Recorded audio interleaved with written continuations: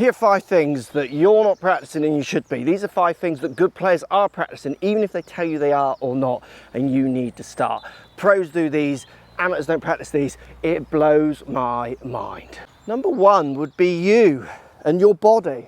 This is an aspect of golf where people just forget that they're the most important instrument. As someone who has tried to improve their body, this is where I have just found huge gains.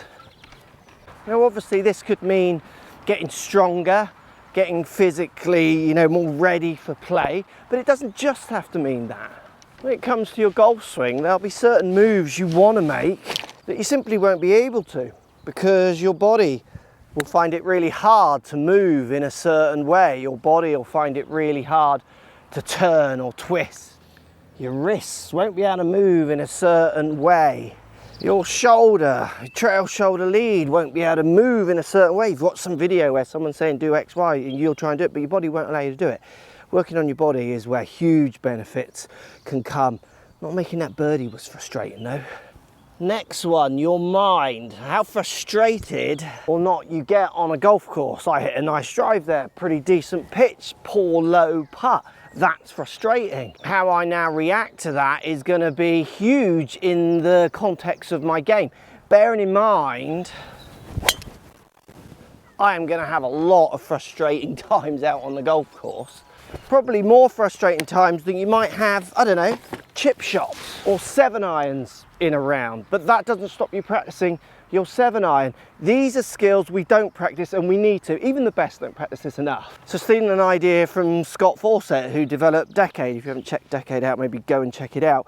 But marking down your score is something you do. You play and you mark down your score. Next time you play, why don't you mark down your mental score? So when you made a bad decision based on a poor mental decision, mark it down. How many are you making in a round? If you could reduce that to none, brilliant. If you could reduce it by 4 or 2 or 3, would also be brilliant. This is one of the most undeveloped parts of coaching that, believe me, are going to change in the next kind of 2 to 5 years. You're going to see this change. Get ahead of the curve now. Start noting how much your mental game is costing you shots. Distance control when it comes to putting.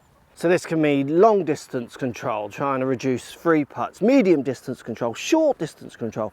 All putts are based on one of the aspects that are going to make you hole putts or not, or along with others, is your control of pace. Unless you've got a straight putt where the pace can be a little bit more, there's a bit more leeway, anything breaking pace is one of the key ingredients. And are you practicing it enough? My experience with working with amateurs is they're not. So great skills so you can do it anywhere at home on the course. Do your long distance practice, do your long distance, see how many you can 2-putt in a row is a fun game. Also do medium length distance as well, so you're starting to think about how many you're holding, but also think about how many you might 3-putt, like how many are going more than 2 foot away, because there'll be more than you imagine there are. And then also on the short putts, 6 foot and in. Distance control, speed control is still key. I play a game with my putt out at home where I roll it up different amounts of the putt out just to try and play with my control of distance. The other key thing you can do, and this is harder, is playing on a different array of greens. So in the UK, from links greens where it's going to be windy and they're going to be quick and firm, to Parkland that can be maybe sometimes slopey and flat as well. So one will be slopey, one will be flat, some will be quick, some will be slow because there's more grass growth sometimes. Building up your database of different speeds will really help you if you do play at different courses. But this is something you could be practicing every week if you want to really heighten it. Lots of you aren't. Distance control, even at home, even on one surface, can be done. Practice it more. Speed.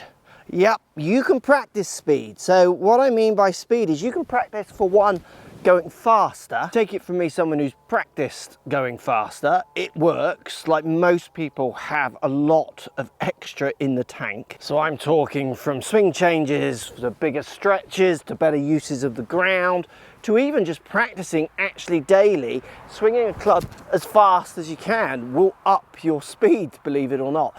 Just changing your intent to hit it harder is something you can practice. It's a skill.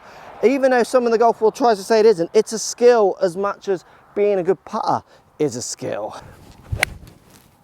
But practicing speed doesn't just mean going faster. So that's me belting a 6-iron. straight at the flag, maybe front of the green, but I need to make sure I've got an easy or softer hybrid in there as well. Having my top end is important, and I want to hit my driver further, so having more speed and practicing going fast is really important, but making sure I've got the other options in there to play this game is huge if you want to get around the course shooting the lowest score possible. Practicing speed, going faster, absolutely. Skill, you can do it, you can get faster. Practicing speed as well as top end, medium and bottom is huge. It's something good players definitely do just day in, day out, where amateurs tend to just go at one speed. Let's get more dynamic than that. Strike, you can practice it. And you have to practice it. It's something you should be doing with every shot. Where did I strike it? How does that reflect to what I was trying to do with my swing, to feel?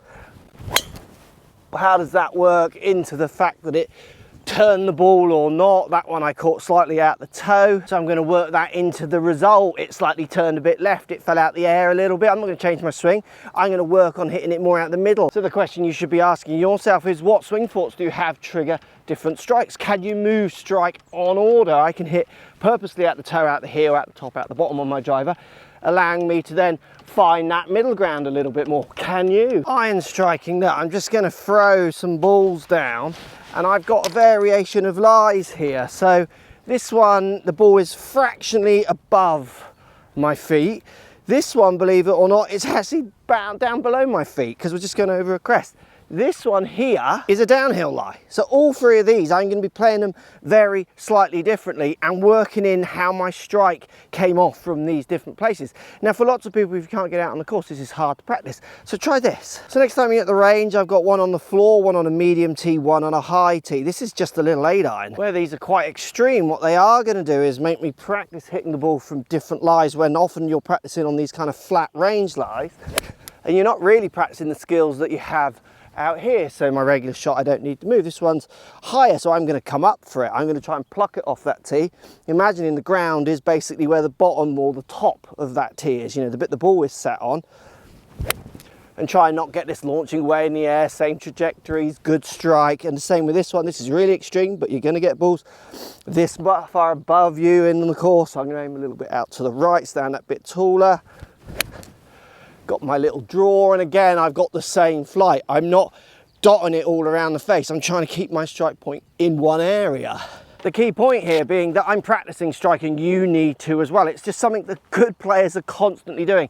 They won't work in a shot.